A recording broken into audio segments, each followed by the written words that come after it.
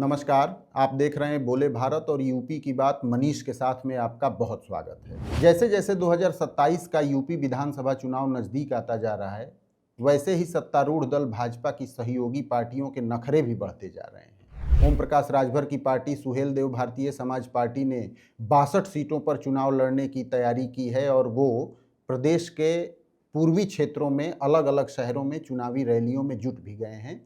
वहीं दूसरी ओर इस मामले में सबसे बड़ी खलबली मचाई है निषाद पार्टी के अध्यक्ष संजय निषाद के बयान ने।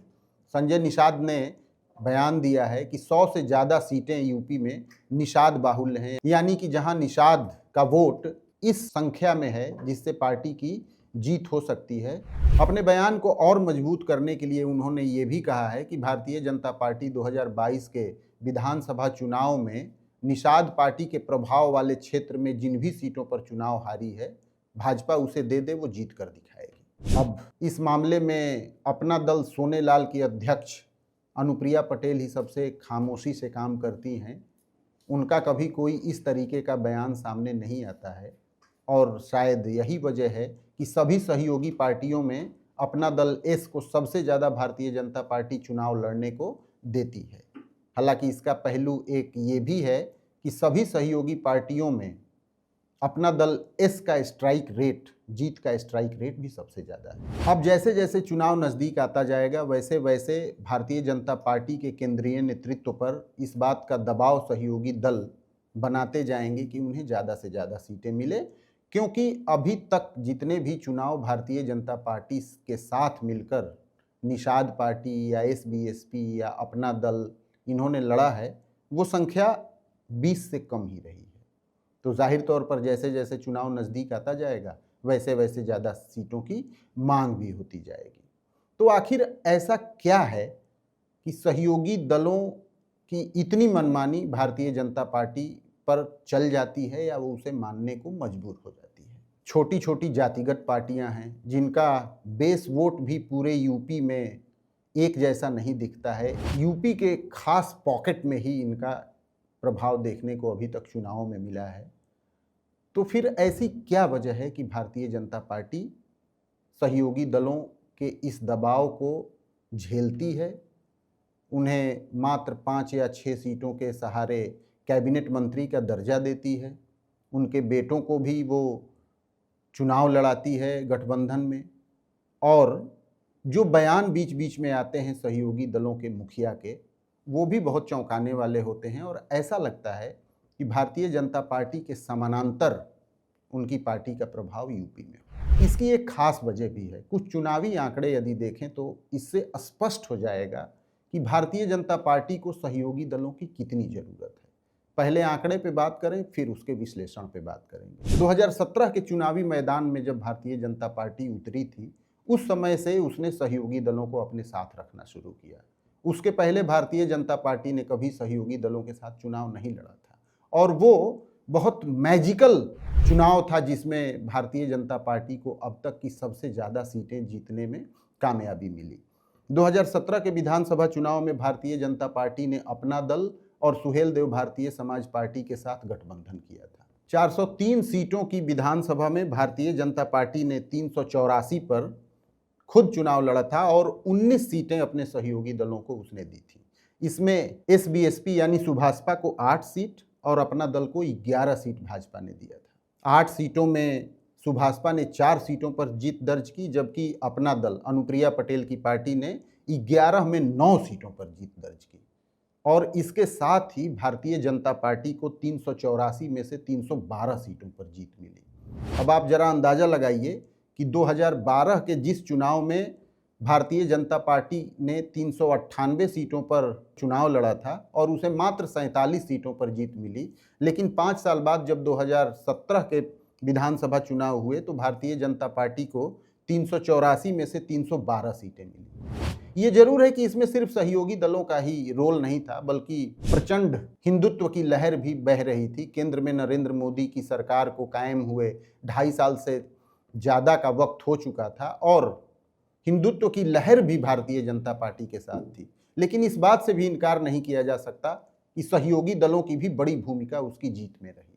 आपको याद होगा कि 2017 के विधानसभा चुनाव से पहले अमित शाह ने पुरजोर कोशिश करके सहयोगी दलों को अपने साथ लिया था, क्योंकि वो यूपी के जातीय गणित को अच्छी तरह समझ चुके थे और उन्हें लग गया था कि छोटी छोटी जातीय पार्टियों के अलावा उसे बहुमत हासिल करने में बहुत संकट का सामना करना पड़ेगा।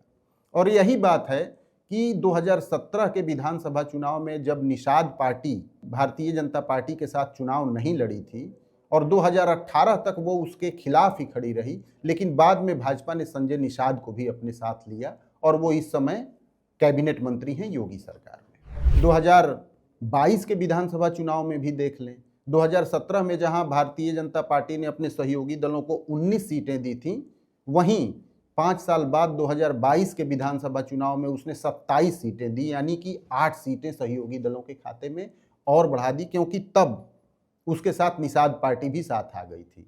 ये अलग बात है कि 2017 में साथ लड़े सुभाषपा का भाजपा से अलगाव हो गया और ओम प्रकाश राजभर ने 2022 का विधानसभा चुनाव अखिलेश यादव के साथ मिलकर लड़ा।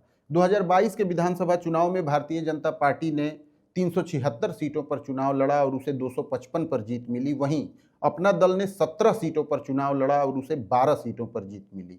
निषाद पार्टी ने 10 सीटों पर चुनाव लड़ा और उसे 6 सीटों पर जीत मिली। 2022 तक हिंदुत्व की वैसी लहर नहीं चल रही थी, उसके बावजूद सहयोगी दलों के साथ मिलकर भारतीय जनता पार्टी ने बहुमत की सरकार बनाई, एक अच्छे बहुमत की सरकार बनाई। उसे 202 सीटें, जो कि बहुमत का मैजिकल नंबर है, उससे 53 सीटें ज़्यादा मिली, यानी 255 पर उसे जीत मिली। और सहयोगी दलों के नंबर को मिला दिया जाए तो ये और आगे बढ़ता है। ये तो हो गई भाजपा की मजबूरी और उसे सहयोगी दलों से मिलने वाले फायदे की बात, कि किस तरीके से छोटी छोटी जातिगत पार्टियों को भाजपा ने अपने साथ रख के यूपी के चुनाव में कमाल कर दिखाया। लेकिन इसका उलट भी एक गणित है। यदि सहयोगी दलों की बात करें तो उन्हें भी किसी ऐसी बड़ी पार्टी का साथ चाहिए होता है जिसके इर्द गिर्द वो अपना चुनावी रणनीति बुन सकें और चुनाव में जीत हासिल कर सकें। यदि 2017 से पहले की बात करें तो न तो सुभाषपा को कोई सीट मिल रही थी, न निषाद पार्टी के संजय निषाद को कोई सीट मिल रही थी। अपना दल अनुप्रिया पटेल की पार्टी एक आध सीटों पर जीत हासिल कर लेती थी। 2012 के चुनावी आंकड़े को देखते हैं, जब सभी पार्टियां अलग अलग लड़ी थी, तब अपना दल ने 76 सीटों पर चुनाव लड़ा था और उसे मात्र 1 सीट पर जीत मिली थी। सुभाषपा ने 52 सीटों पर चुनाव लड़ा था, लेकिन उसे एक भी सीट पर जीत नहीं मिली। भारतीय जनता पार्टी ने, जो कि उस चुनाव में अकेले लड़ी थी, उसने 398 सीटों पर कॉन्टेस्ट किया था और उसे मात्र 47 सीटें मिली थी। यानी जब तक सहयोगी पार्टियों को किसी बड़ी पार्टी का साथ न मिले, तब तक चुनावी राजनीति में उन्हें कोई सफलता नहीं मिलती। और ये बात बड़ी पार्टियां भी जानती हैं, इसलिए जब ये छोटी जातिगत पार्टियां बड़ी पार्टियों को ब्लैकमेल करने की कोशिशें करती हैं, तो बड़ी पार्टियां भी इनको दबाने का हथियार आजमाना शुरू कर देती हैं। और यही वजह है कि इन छोटी पार्टियों की तमाम धमकियों और बड़बोलेपन को बड़ी पार्टियां नज़रअंदाज करती हैं। तो यूपी के चुनाव में छोटी पार्टियों को जितनी ज़रूरत बड़ी पार्टियों की है, उतनी ही ज़रूरत बड़ी पार्टियों को छोटी पार्टियों की भी है।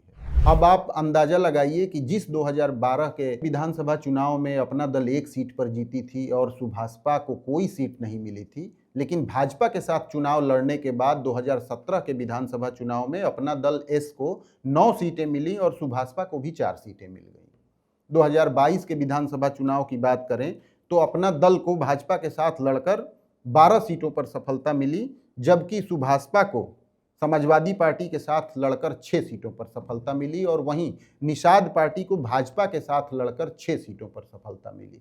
2012 के चुनाव में या उससे पहले इनका नंबर लगभग 0 था। और यही वजह है कि जिन छोटी पार्टियों में कुछ ज़्यादा ही उत्साह दिखता है, उनकी निष्ठा भी बड़ी पार्टियों के साथ बदलती रहती है। जैसे कि ओम प्रकाश राजभर 2017 में वो भाजपा के साथ लड़े और 2022 में सपा के साथ लड़े और उसके बाद फिर से वो भाजपा के साथ हैं। लेकिन 2027 के विधानसभा चुनाव में वो किस पार्टी के साथ गठबंधन में चुनाव लड़ेंगे, ये कहा नहीं जा सकता है। तो जाहिर तौर पर यूपी की राजनीति में ये स्पष्ट तौर पर दिखा है कि चाहे वो भारतीय जनता पार्टी हो या समाजवादी पार्टी हो, इन दोनों ही पार्टियों के इर्द गिर्द यूपी की राजनीति घूम रही है।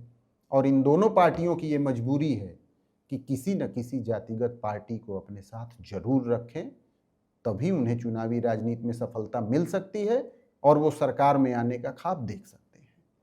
अब आगे आगे देखिए कि निषाद पार्टी, सुभाषपा, अपना दल, राष्ट्रीय लोक दल जैसी पार्टियों का क्या व्यवहार 2027 के विधानसभा चुनाव में रहता है।